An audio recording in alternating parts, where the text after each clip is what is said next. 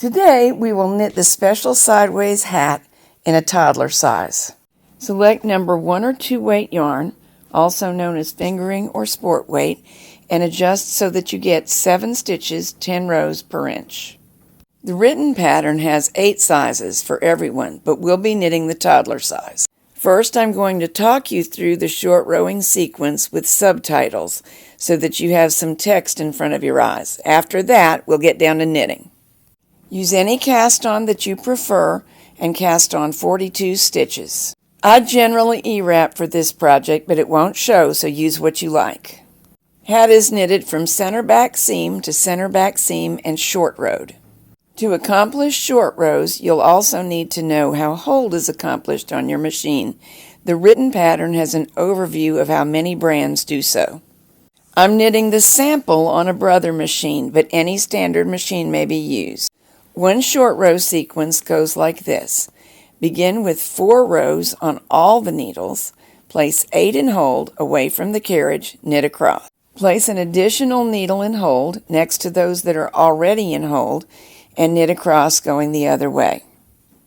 Add 8 more stitches to hold on the same side there are already some held, knit across, add 1 final stitch to hold and knit across the other way. The 8 rows just described equal 1 short row sequence. For the toddler hat, we will work 20 sequences, which is 160 rows. As the knitting begins on your screen, I have already cast on and knitted 3 repeats of the short rowing sequence. Setting the carriage to hold, and I'm going to use my ruler in an unusual way. It's my needle pusher. What I did is cast on 42 stitches. We're going to push however many this pushes into hold, which in this case is 8. Knit 2 rows, but actually after the first row I'm putting 1 more in hold. Doing that again is just an easy way to get the same number each time without counting. Now, way over in the right-hand corner, see me changing to normal knitting and 4 rows.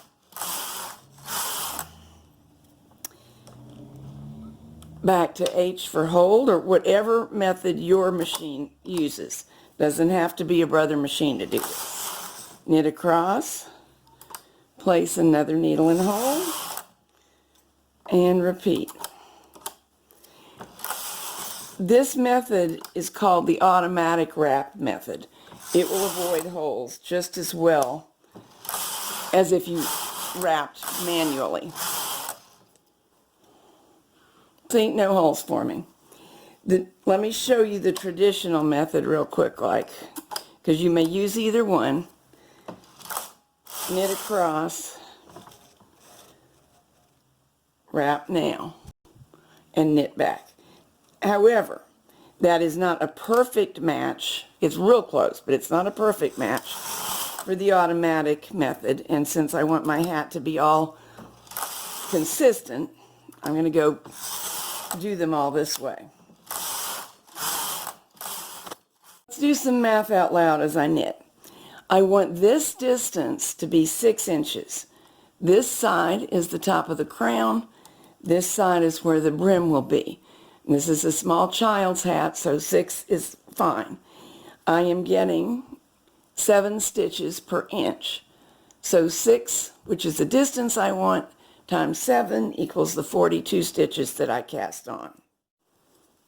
Now I want the hat to be 16 inches in circumference.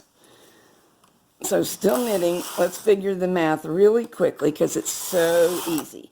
Since I'm getting 10 stitches per inch, 16 times 10 is 160 rows. I don't have to count because the row counter's counting them. I can just wait till it shows 160. To be perfectly accurate with it, I should knit 162. Why is that? Because I'm knitting from cast on to bind off is the circumference, and 2 rows, one at the beginning and one at the end, will be consumed in the seam. Now what we're doing here is crown shaping.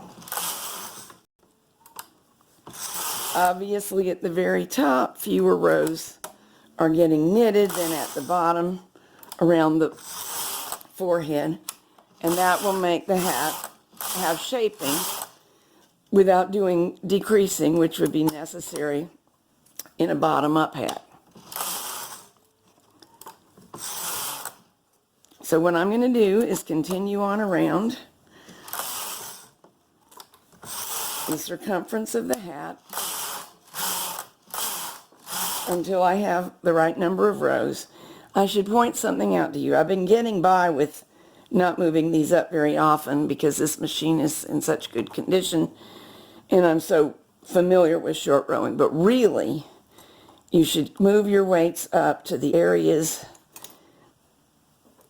where stitches are being held, right under, that's the first one, that's the second one, to keep the downward pull so as to avoid getting any loose stitches that will tend to pop off the needles and make you nuts. So there still will be some gathering needed at this end, but not nearly as much as usual. All right, I'll see you when I hit row 160. Here I am, and I'm going to do my 2 more rows to account for the seam, and then I'm going to go off camera and bind off. I've bound off around the gate pegs, which is one of my favorites, but it's still attached to the machine, allowing me to pull down a good long yarn tail, because I'm going to leave enough of this to gather the crown and seam the side. If you need to know how to bind off around the gate pegs, that's a whole separate video. Here is what we have knitted. You can see the lower end is much, much bigger around than the upper end. And now I'm going to add 3-color, 3-cord trim. That's a whole separate video because you can use it for many things, not just this hat pattern. So move on to that one, and then you can come back and finish the hat with me. You have 2 ways to gather the crown. They come to the same exact thing. There's my long yarn tail. I can thread that into a yarn needle, if that's the handiest thing, and work it through the edge. Or I can do the same thing moving towards the tail with the latch needle. Because this tool doesn't have the longest of shanks, I'm doing half of the crown at one time. In, out, next to the edge column of stitches. You don't have to be overly fussy about this. Just make your ins and outs in small intervals. Grab the tail, pull it through. It's still free and it will gather, but I don't really have to gather yet. Same thing over here. I'll catch the tail where I left it.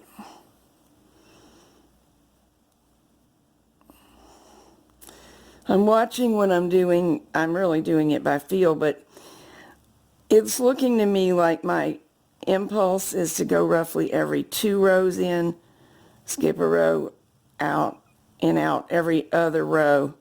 That makes a nice tight gather. There's the loose tail. We'll pull it through. Gather it up just like that. Now, I have an initial yarn tail here that's much shorter. There it is. And that's going to be really handy. If you didn't have one, it'd be okay. You can just use the existing one to draw in and knot and secure it with a stitch. But tying to the initial tail is just a nice shortcut. Now, when I gather hat crowns, this thread or yarn is the only thing between the hat staying on and not staying on. So I tend to be rather conservative and knot twice and then go through the top of the hat, pull through, and reinforce in a couple of places. Who wants the hat to come apart? You know they'll always do it in the worst possible moment, just as the snow turns to sleet or something.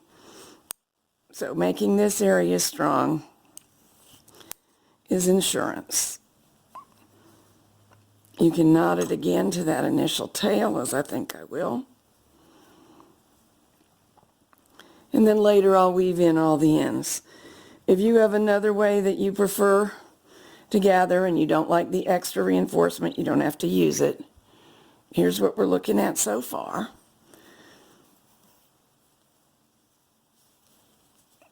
Now I can use the remainder of this yarn tail to seam this edge. And since it is knotted, I can just be continuous from here. I normally hand stitch or back stitch, but since I've got the latch tool here, I'm going to show you another option. We can make chain stitches. Hold these two edges together, unroll them, and remember that I allowed 2 rows for my seam. So I don't have to go right behind the bind off or the cast on. I can go a little bit farther into the fabric, a row over. There we go. And that makes a neater seam for me if I'm using this method. So I'm going to go to chain stitch on down to the brim and see you there. We just have a little bit of the seam to go. Keep these out of the way and go ahead and finish the seam. The seam is finished, and we're going to do the finishing in stages as we look at it together so that I can see what I'm doing and you still get a clear field of vision. There's my seam. Towards me, back here is the crown. Here's the edge of the hat. I've already taken the extra we knitted in the teal color and sewn it to the initial end of the teal color. We've got a little extra in here.